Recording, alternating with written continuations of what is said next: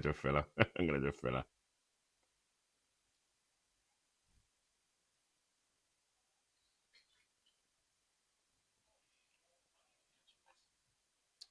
Hello, you wonderful people. I am the OBG, and tonight I'm going to be talking about racism.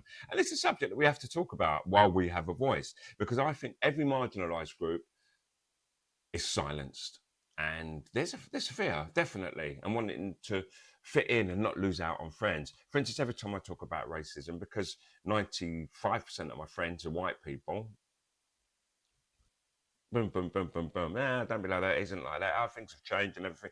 And then you're just up against the very thing that you're fighting very strongly against. But there's a necessity for embracing diversity. And I do think it's growing. I'm a little ashamed of humanity for the fact that Elon Musk was allowed to do a Nazi salute in the 21st century. Absolutely disgusting and got away with it. But once again, to me, that shows that there's this racism's prevalent and it's so acceptable. And also, when I say that people have privilege and they want to argue it, they've never really stopped down to understand what their privilege is and why they're in a position of privilege. Yeah, what about us? What about these poor people? And the argument here is, if you have an argument, take that argument up. But when other people put forward their arguments, don't step on their toes and tell them like, oh, well, what about us? It doesn't work that way. So I'm going to answer this in a style of a quiz show tonight. And the question is, why is there so much racism in Europe? I'll answer that one. Okay. So, in an increasingly interconnected world, the dominance of Eurocentric narratives have long overshadowed the rich tapestry of global cultures and histories. And this paradigm, which positions European values and European ideas as the benchmark for progress, not only marginalizes non-European contributions, but it also stifles innovation and understanding. And to foster a more inclusive and equitable society, it's imperative to embark on a transformative revolution that revalues diverse perspectives. Now, Eurocentrism, rooted in colonialism and imperialism, has perpetuated a hierarchy where European history, culture, and values are deemed superior or central to global narratives. And this perspective has marginalized indigenous knowledge and indigenous systems and non-European cultures, leading to the erasure of valuable insights and hindering global progress. It really is that simple. And by reducing the world's cultural diversity to a singular narrative, Eurocentrism limits our collective potential for innovation and progress by ignoring the wealth of wisdom from regions such as Asia and Africa. Now, historically, this dominance has been reinforced through education systems that give priority to European histories and values, often at the expense of other cultures. And this narrow viewpoint not only perpetuates biases, but also prepares future generations to engage with a distorted view of the world. By integrating multilingual and multicultural curricula, we can expose students to diverse perspectives from an early age, fostering open-mindedness and appreciation for global diversity. Now, Indigenous communities, they hold valuable knowledge that has been overlooked due to Eurocentric biases. And by supporting these movements and providing them with a platform, we can preserve and celebrate this knowledge, contributing to a more balanced global narrative. Now, figures like Kwame Nkrumah, a Ghanaian independence leader and thinker, have championed African nationalism and decolonization, emphasizing self-reliance and Pan-African unity. And his ideas challenge Eurocentric dominance and highlight the importance of recognizing diverse contributions. Now, Gayatri Spivak, an Indian literary critic known for her work on post-colonial theory, critiques the dominance of a Western thought in academia through her seminal question, can the subjugated speak? Now, her work underscores the need to amplify voices that have been silenced by Eurocentric narratives. Similarly, Chimamanda Ngozi Adichie, a Nigerian author, addresses cultural imperialism and the dangers of single stories through her novel, Things Fall Apart, challenging stereotypes and also promoting the recognition of the multiple narratives. Now, currently, Ibrahim Traore from Burkina Faso, he's declined French intervention and is building his country without European assistance. And it's causing large problems for the French, and their economy seems to be crashing right now because of this. And I don't really want anyone's economy to crash, you know. I think that people should be able to live within their countries, within their cultures, without all of these issues. But they've been stealing from Africa for the longest time, and it's time to pay the fiddler. Now, there's been close to 25 assassination attempts on him because he continues to lead, and hopefully and some have other colors like Niger, and there's three other countries which are following. And let's just hope that builds up, and that's going to free the world. Africa's the richest continent on the planet, and the countries in Africa provide to the whole world. So Africa has to take a stance. Now, to move beyond Eurocentrism, we have to take concrete steps to diversify our perspectives and value diverse knowledge systems. And this includes investing in scholars from the global south and leveraging media and technology to amplify non-European and non-Eurocentric narratives. By prioritizing diverse voices on social media platforms, we can play a crucial role in dismantling Eurocentric dominance and promoting cultural inclusivity. However, achieving meaningful change requires systemic shifts, economic and political realignments that value cultural diversity, international agreements, funding allocations, and public awareness campaigns. And all of those can help promote accountability and highlight the benefits of cultural diversity. Now, these efforts, they're essential for building a future where all cultures are valued and where true equity prevails. Now, nothing's going to be perfect, but the point is that we aim for those goals.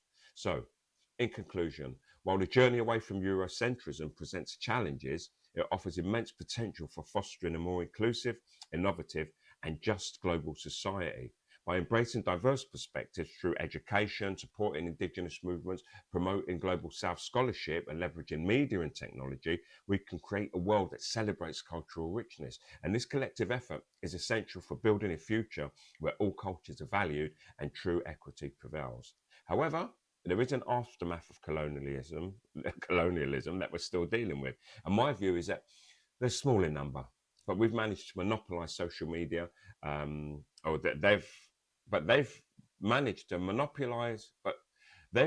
to monopolize social media through funding and the use of bots, and they've got their people like Elon Musk on their side, and I take pleasure in knowing that they're a dying breed anyway, with a very short lifetime remaining.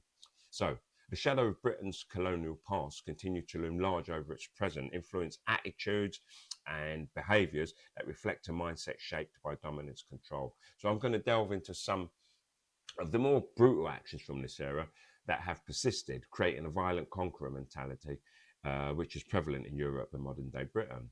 So there's a brutal legacy from the roots of colonialism that a lot of people don't consider or even study. And Britain's colonial history, it stained with acts of profound brutality, from the exploitation of resources to the subjugation of indigenous populations. And the British Empire was built on a foundation of violence and domination. And this is evident.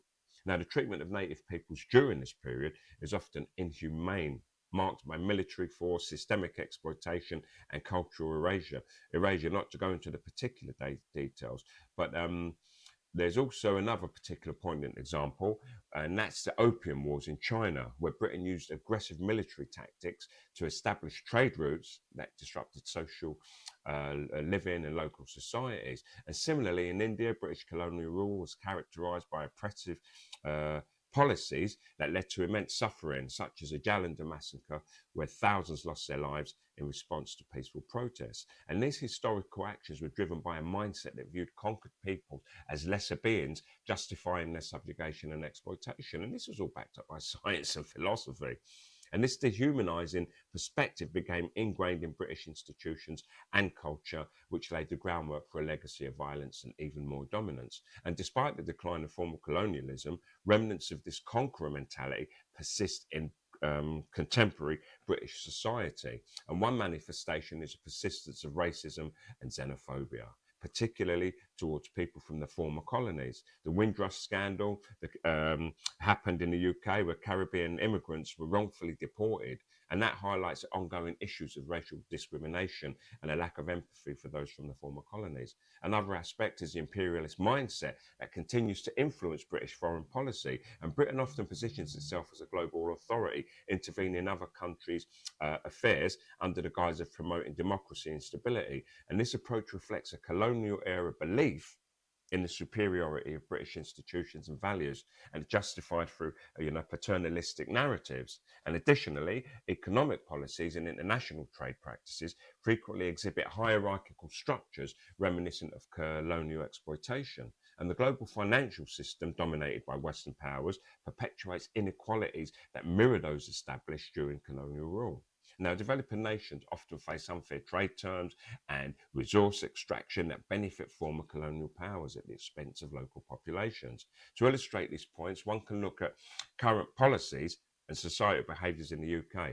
The treatment of migrants and refugees, particularly from African and Asian countries, often reflects a mindset that views them as threats or burdens rather than individuals with rights. And this attitude is deeply rooted in colonial notions of racial hierarchy. And moreover, British media and popular culture frequently perpetuate stereotypes of people from former colonies, reinforcing negative perceptions and contributing to a culture of otherness. And these portrayals not only demean, but also justify unequal treatment and their policies that maintain the status quo. And it's important to acknowledge efforts towards change and reconciliation. Over time, Britain has made strides in addressing its colonial past, such as through apologies for historical injustices, and they've created initiatives to promote diversity and inclusion. And the UK's multicultural society reflects a move away from monolithic narratives of superiority. However, these efforts are often insufficient to dismantle deeply ingrained attitudes and structures. But as I said, they're a dying breed and things are changing. True change requires more than symbolic gestures. It demands systemic reforms that address the root causes of this inequality and of the violence that it perpetuates. And Britain's colonial past has left an indelible mark on its national identity and collective consciousness. The brutal behaviours of the colonialism have persisted in various forms, shaping a mindset characterised by dominance, exploitation, and racism. And while progress towards reconciliation exists, the legacy of colonialism continues to influence contemporary British attitudes and British actions. And understanding this historical legacy is crucial for addressing current societal issues and fostering a more inclusive and equitable society. And by acknowledging and confronting the violent conqueror mentality rooted in its past, Britain can work towards healing both domestically and internationally, building a future that respects all people and respects all people's values. I am the OBG.